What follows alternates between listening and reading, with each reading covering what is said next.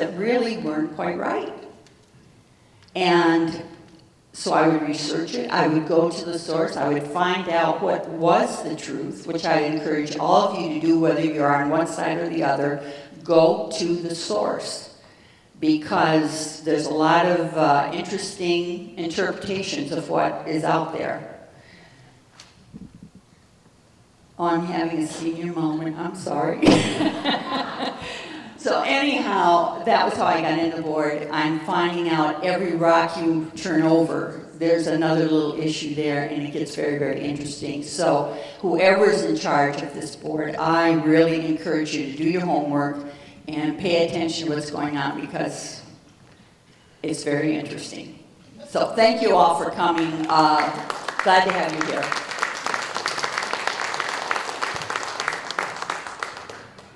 I would just like to say that Jan is our treasurer, and she's doing a great job for us.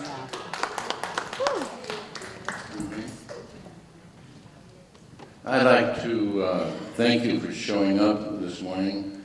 I see a few EIE members. You're also welcome here. You'll get the straight answer. So thank you for coming. You have to remember that when we say GRF, there are 5 members of GRF who support us. There's Maxine sitting back there, there's Mary Stone back there by the door standing, they're GRF directors, and there are, Margaret Klein, thank you, Carol, I guess all of you are here. Who did I miss? Dick Palmer right in front, thank you, Dick. They support us. There are at least 3, maybe 4 members of Third who support us, and we are very grateful for all of that. My wife and I moved here about 13 years ago. I'd never lived in an HOA, but I thought it would be kind of nice. We drove through once and said, this is where we're going to go. We had just retired. My wife was a teacher. I was a school principal, and we were going to move. We went up north, we went to Texas, we went different places to look, and we wound up back here. This is the greatest place in the world to live.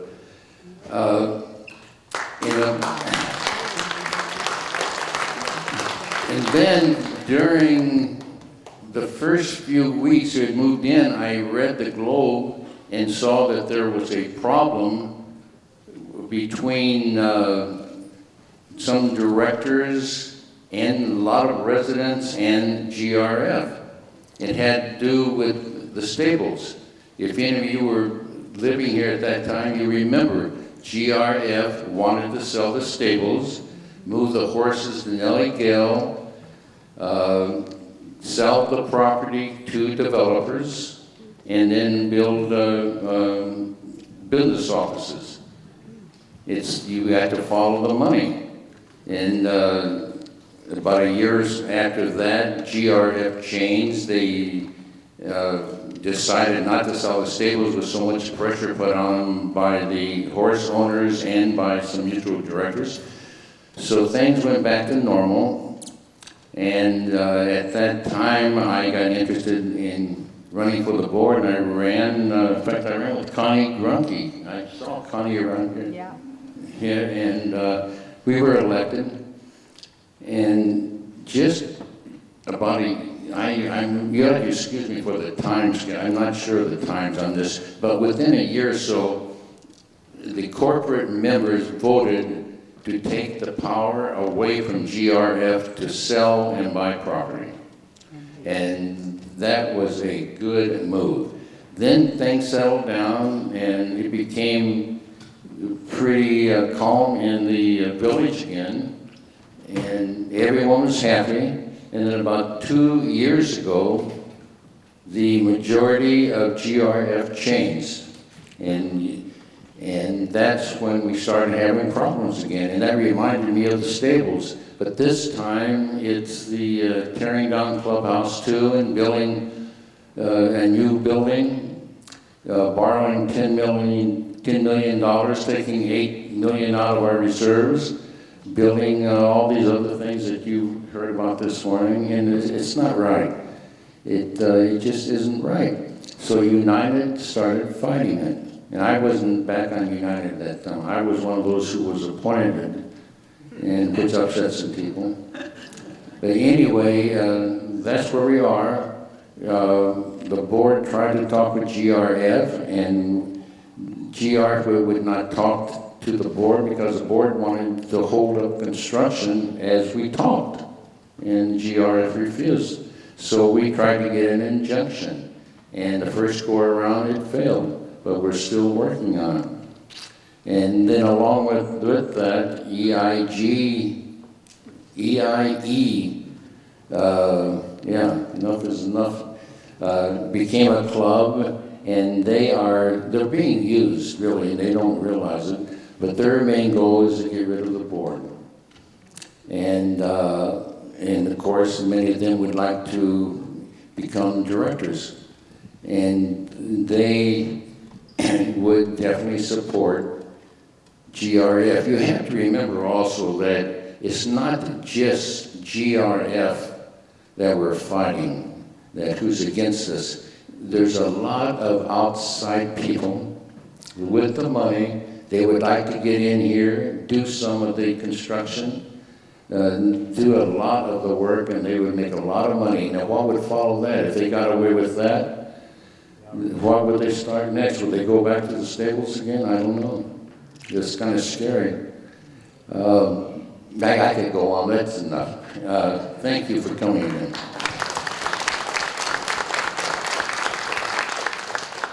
Good morning. And you heard enough from all the board members. I'm here to say we are really appreciated you are here and support us. And I'm asking everybody support us and vote no on the ballot on the recall ballots. Okay? Thank you so much for supporting us. There you go. What a great group. I want to ask Pat a question. Do you want to do a summary? Do I want to summarize? Well, I think you've heard from all of our board members, or most of them. We're missing two right now. Three. But I think you will agree that they are all outstanding people, and they deserve you to vote no on the recall. And I don't know whether I mentioned that the injunction that Enough is Enough tried to get, that the judge threw it out. He said he totally rejected it, so that is not an issue anymore. And we're very happy about that. Anyway, thank you all very much. Okay, the ballots should have gone out, and I believe they did go out yesterday. That is exactly what Enough is Enough we're trying to do. They were trying to stop the ballots from going out. They will be due, they have to be back in no later than July the 2nd, I believe the date is for that. But the sooner you get them back in, the better. June 30th? I'm sorry, I've just been corrected. It's June the 30th. But I think for you guys, it's a no-brainer. You'll get it in, you'll say no, you'll sign your name on the outside, and you'll mail them off. So thank you very much. And who's on now? Who's up next? I'm on. Okay. Okay. Thank you, Ed. Would you agree with me? This is the best quality board, probably in the history of this place. Would you trade them for somebody else? I think I would definitely keep them, every one of them, okay? And I want to say one thing. This is really great board. And you guys are great too, because the fact you are here, and I saw how your eyes and your concerns, and also I know you'll be very generous in opening your pocketbooks to support our effort, okay? As you know, it's all about money. So where are our headsmen or ladies? I think you would agree with us or me and my fellow clubs, that we got to support. It takes money to support, and we'll do everything we could. So I believe you guys will help us, okay? We need money to defend them. We need money to do whatever needed to match. They seem to have a lot more budget than we do, okay? So we need your help. Okay, while we are doing that, I also want to start the next section, okay? That's going to be Stevie Maggie. She doesn't need my introduction, so where's Stevie? Okay. Yeah.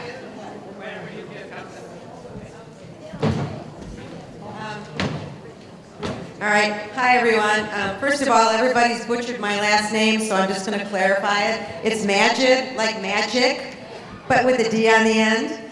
I want to welcome all of you. It's so nice to be here. Again, I came in Thursday night from Michigan so I could be with you. I really felt a responsibility to the community, to United and to Third, although United are my people. I've been working with them for the last 4 years. With the PPV Club to protect property values. It was because of the wonderful people in United that we were able to get rid of the 6-month lease restriction last year. And an overwhelming 70% of people in United voted, and we, 2 to 1, over 2 to 1, we got rid of that lease restriction forever. So thank you.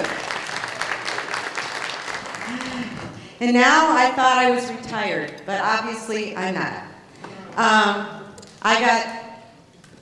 Ed contacted me, and we got to know one another, and I thought, this is a wonderful, wonderful marriage of 2 great organizations, that we could bring our people together to help this entire community. It's probably the best thing that I think I've ever done in my life.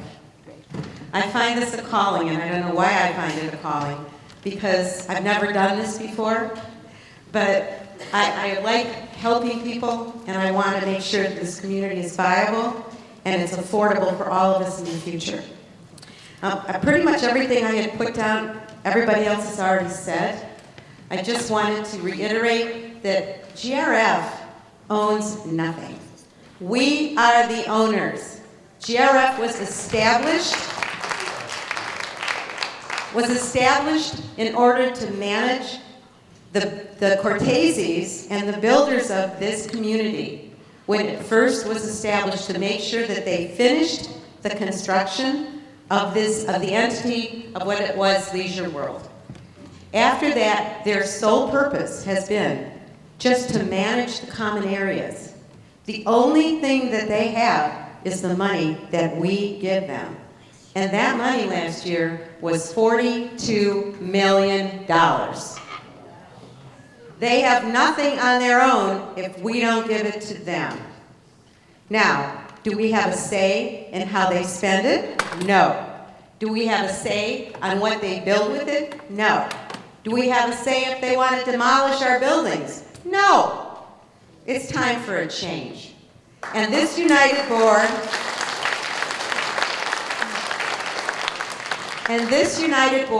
has had the guts and the perseverance to stand up to GRF and say, this isn't your place to do this. This decision belongs to the people of United Mutual, of Third, and of the Towers. We own this community, we support this community with our HOA funds, and we should decide what happens to the buildings and to everything else that we own. It's time that we have GRF board members directly elected by the people in this village.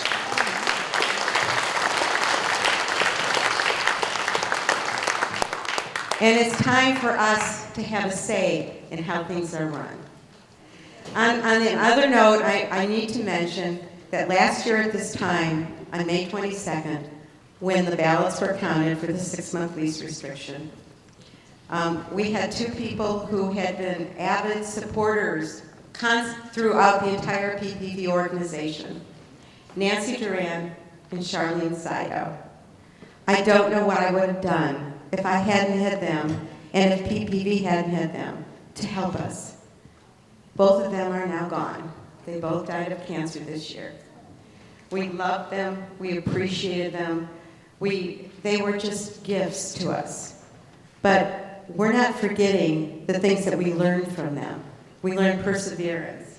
We learned to keep on moving ahead, despite whatever might be in our way. And we want to continue to honor them by doing the good work that they taught us to do. So thank you all for coming today, and we appreciate your support in the past and in the future, and we want to all make this a better community. Thank you.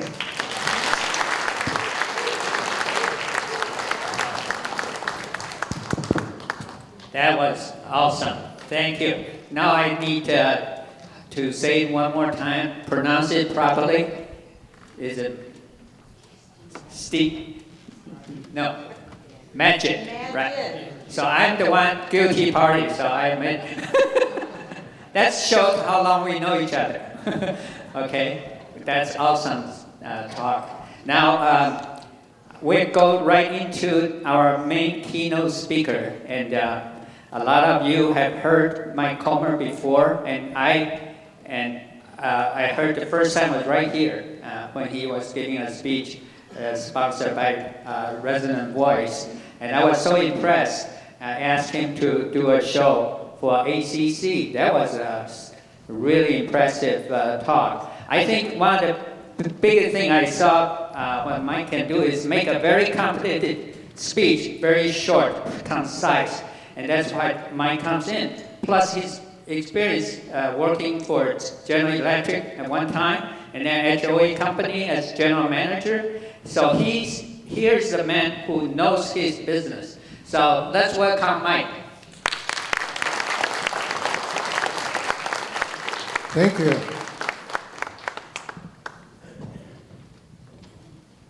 First thing I want to say is we have a nice presentation here, and we have the PowerPoint working, but these board members were so eloquent.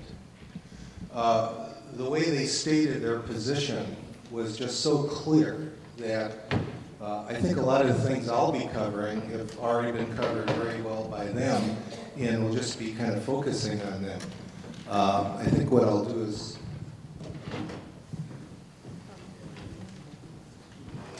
does this fit in here?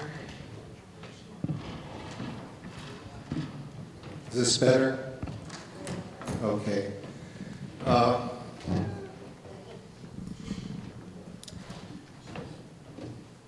Again, I want to welcome you. I want to give a little bit about my background also for people who haven't heard me before. My perspective is going to be as a person who had a corporate life and then in the last 10 years worked in the HOA management field, which is kind of like a combat experience, dealing with residents and boards. I was a portfolio manager, so I had 10 to 12 communities in my portfolio at all times. So I had 10 to 12 boards to deal with, and I had 10 to 12 communities of people to deal with. I did work for a company that was acquired by Associa. And I know there may be some rumors or concerns that because of that purchase, I was trained to kick widows out of homes or kick little kids off playgrounds or something. As a matter of fact, what happened was nothing. It was a purchase. We worked for 4 years. 2 of the 4 years were under Associa. They did relatively nothing to change the way we managed our business. Now, I do know that if they acquire a business that's a bad business, they're going to get involved. If Taco Bell has a bad franchise that's poisoning people, they're going to get involved. If they have a good franchise, business goes on. So my experience with them was pretty benign. Thank you. So just put that to rest. One of the things we wanted to do, and this is a little diversion from the talk, we found that people coming out of many of the meetings didn't know what United, GRF, Third, what these mutuals were. And some of the newer people who even purchased didn't know if they were in a co-op or a condo. How many people have absolute clarity about how the four corporations work together? You have clarity? You're good.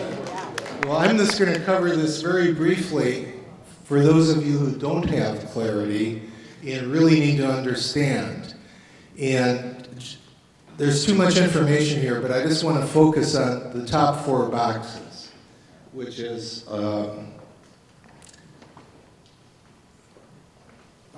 excuse me. It's doing the wrong thing. We have the three housing mutuals, United, Third, and Laguna Woods, 50.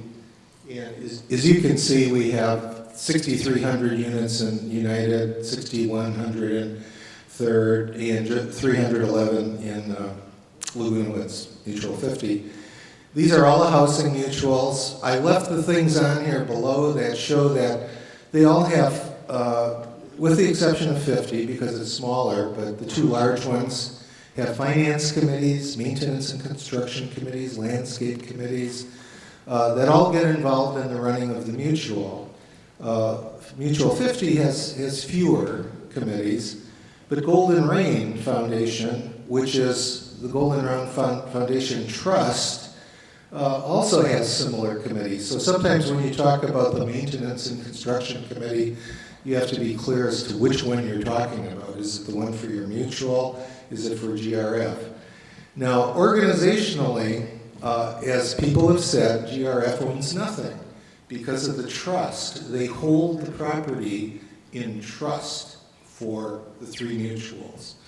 So they are the trustee, and we are the trustors, and we are the beneficiaries. And so they're charged with the management under the trust, and as you can see, they have 11 board members. The two large mutuals have 11 board members, and Mutual 50 has 5. So we have 27 directors outside of Golden Rain, which we'll get into later when we talk about the direct election issue. PCM is down on the bottom. They're our management agent. They're a vendor. The organization of Laguna Woods are the top four corporations. To do anything significant, you either have to have the 27 directors under the bylaws enact something, or if you're going to do something with the trust itself, you need all four corporations to agree. So I just wanted to throw that out for some people who might have been fuzzy about exactly how this works.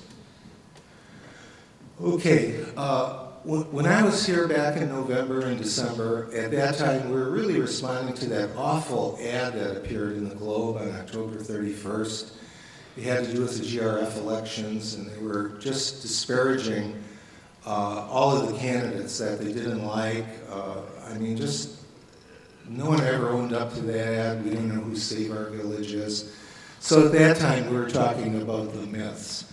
They're still here. Some of them have changed a little bit. Now they're all directed against United.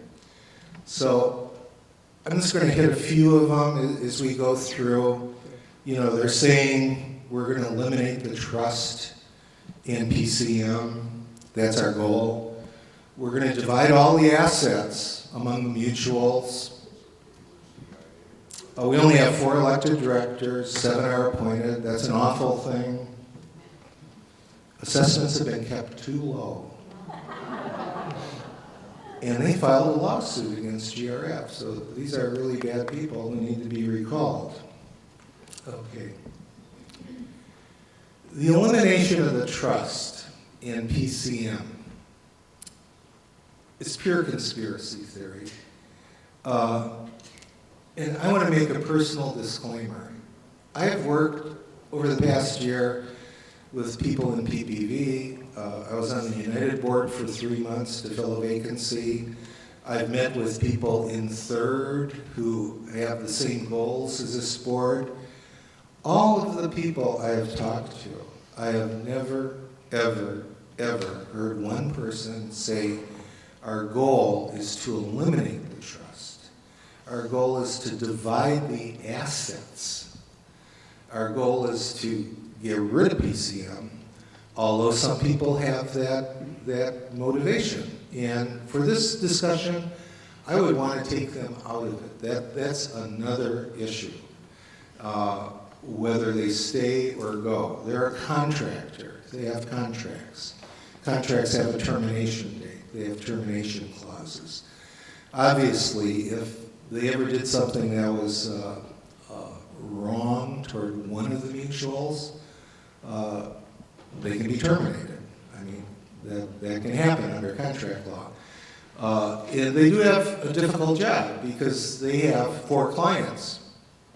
Third, United, GRF, Mutual 50. How do you walk that tightrope, especially when you have hard feelings between some of the people, when you have legal issues? It requires very competent management. And so how they're handling that, that's really an issue for each board to determine.